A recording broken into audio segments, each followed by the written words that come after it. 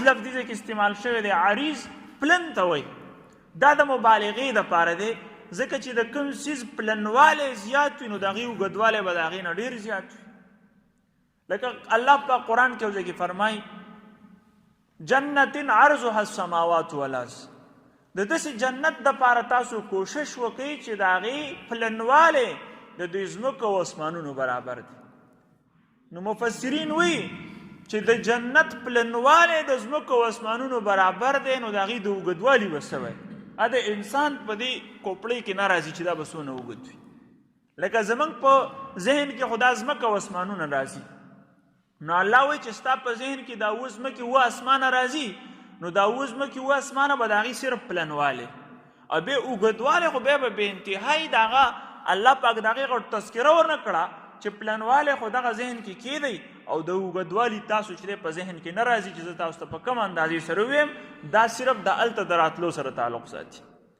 نو د جنت ډېر زیات اوږدوالی او د هغې غټوالی خو د انسان په ذهن کې نه راځي، ځکه الله په قرآن کې داسې تفصیل سره د هغې اوږدوالی نه دی بیان کړی.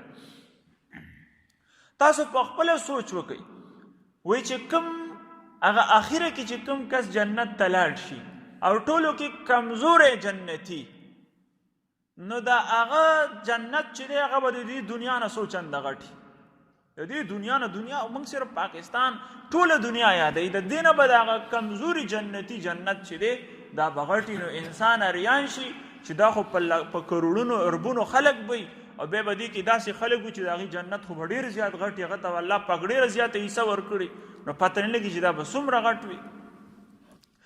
اصل کې الله پاک چې د قیامت د آدم علیه السلام نه واله تر د قیامت پورې چې څونه انسانان راځي، د ټولو انسانانو ځای چې دی الله پاک جنت کې جوړ کړی دی، یعنې د دې کافرانو ځای په جنت کې جوړ دی.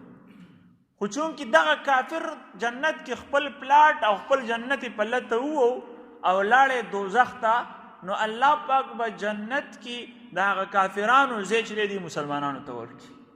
کوم مسلمانان چې جنت ته تلي هغوی ته وایي چې دا پلاټونه خالي پراته دي، د دې پلاټونو والا دا په لته والي هغوی تلي جهنم ته، لهذا دا ستاسو جیداد دی او دا ستاسو ملکیت دی، تاسو په خپله په دې باندې چې دی قابض شئ، دا به تاسو ته میلاو. دغه شان په جهنم کې هم د ټولو انسانانو دپاره الله پاک ځای جوړ کړی، د مسلمانانو او د کافرانو. خو مسلمانان چې کوم دی هغې جهنم نه ځان بچ که، هغه اعمالو نه ځان بچ که چې هغې په وجه سړی جهنم ته شي او ډېرې سختو تکلیفونه د دغه جهنم نه بچ کېدو دپاره وکړه، نو الله پاک هغه جهنم نه بچ کړل، جنت ته لاړل. جهنم کې چې کوم ځای دی هغه به هغه کسانو ته میلاو شي. نو جهنم ډېر زیات غټ دی، بیا به هم چې دی جهنم نه ډکي. حالانکه جهنم چې کوم دی په هغې کې به د هر انسان وجود الله پاک غټ کي، و یو غاښ به د احد د غر عمره وي، دونه به د هغه غاښونه وي د غر عمره، بیا به د هغه جسم څومره غټ او دا به په اربونو خلک. بیا به هم جهنم چې دی هغه به وایي جهنم ته چې کله وویلی شي هل امتلأتی، ته ډک شوي جهنمه، هغه به وایي تقولو هل من مزید، وایي نور نشته. لکه نور خلک هم راوارته او زما خېټه چې دی نه ډکېږي، جهنم به دا چغې وایي. بیا به الله پاک د خپلې پوندې د خپل خپې مبارکې تجلي په هغه جهنم باندې واچوي، نو هغې سره به د هغه اواز او د هغې هغه کومه لږه تنده چې نور راواچو هغه به ختمه شي. بیا به وایي بس کافي دی، بس کافي دی، اوس نور چې دی زه نه غواړم. نو دا د الله پاک چې دی خپل شان سره ښایي.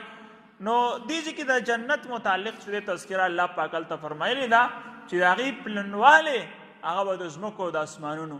نو گویا کې د جنت فرش دا اسمانونه وي او د هغې چت به عرش وي. نو عرش د الله پاک عرش چې کوم دی هغه به د جنت چت وي، بیا به الله پاک د عرش نه راښکاره کېږي او جنتیانو ته به چې دی خپل هغه دیدار کړي. نو دغه دیدار څه به د جنتیانو حسن کې چې دی نورم اضافه کېږي او بهرحال د جنت خپل موقع باندې مخکې هم تېر شو، بیا هم راشي. دې ځای کې الله